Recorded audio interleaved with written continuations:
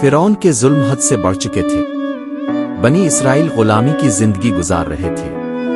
اللہ نے حضرت موسیٰ علیہ السلام کو حکم دیا کہ وہ اپنی قوم کو مصر سے نکال لیں۔ رات کے اندھیرے میں ایک قافلہ مصر سے روانہ ہوا۔ عورتیں، بچے، بوڑھے سب خوف اور امید کے عالم میں تھے۔ آگے آگے اللہ کا نبی ہاتھ میں عصا لیے یقین کے ساتھ چل رہا تھا۔ اچانک پیچھے سے فرعون کا لشکر آ پہنچا۔ آگے سمندر تھا اور پیچھے دشمن۔ حضرت موسیٰ علیہ السلام نے اللہ کے حکم سے عصا سمندر پر مارا۔ سمندر دو حصوں میں تقسیم ہو گیا۔ درمیان میں خشک راستہ بن گیا۔ بنی اسرائیل اس راستے سے گزر گئے اور فرعون اپنے لشکر سمیت غرق ہو گیا۔ یہ اللہ کی قدرت کا عظیم نشان تھا۔ سمندر پار کرنے کے بعد قافلہ ایک ویران صحرا میں پہنچا۔ یہ صحرائے سینا تھا۔ یہاں نہ کھانا تھا نہ پانی۔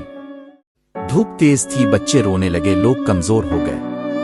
قوم نے شکایت کی، اے موسیٰ، ہمیں یہاں بھوک سے مارنے کے لیے لائے ہو؟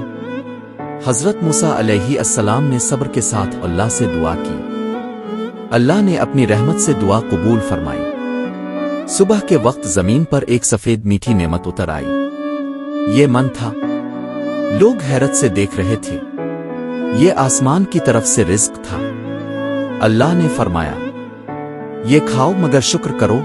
اسی کے ساتھ آسمان سے پرندے اترنے لگے۔ یہ سلو تھے، وہ خود خیموں کے پاس آ جاتے۔ نہ شکار کی محنت، نہ کسی تکلیف کی ضرورت۔ بچے خوش تھے، لوگ پیٹ بھر کر کھانے لگے۔ یہ اللہ کی طرف سے مکمل نعمت تھی۔